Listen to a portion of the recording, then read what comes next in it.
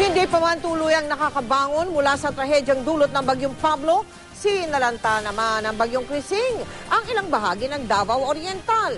Abot dibdib na ang baha sa ilang barangay sa Baganga, kung saan naglandfall noon, kung niyo po matatandaan, ang Bagyong Pablo. Nakatutok si Pia Arcangel. Rumagasa malaputik ng river sa Davao Oriental.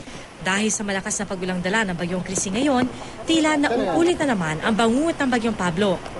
Malailog na ang baha sa ilang barangay sa Baganga. Halos abot dibdib ang lalim ng tubig sa ilang lugar. Natumba rin ang ilang punong kahoy.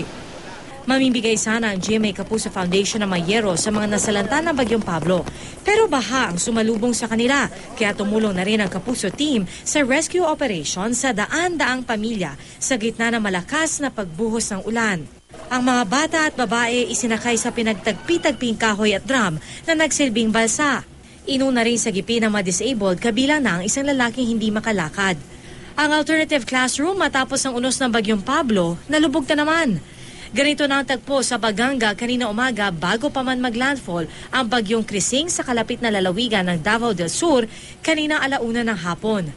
Bukod sa pagtulong sa rescue operations, agad ding nagpakain ng mainit na lugaw ang GMA Kapuso Foundation sa 100 pamilya.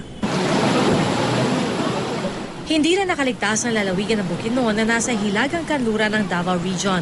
Sa bayan ng Valencia, umapaw ang tubig sa isang ilog bunsod ng walang patid na pag-ulan mula pa nitong linggo. Ang ilang residente lumikas na sa takot na mapahamak. Sa General Santos City naman, iniwang putikan ng pag-ulan ang ilang kalsada. Pia Arcangel, nakatutok, 24 oras.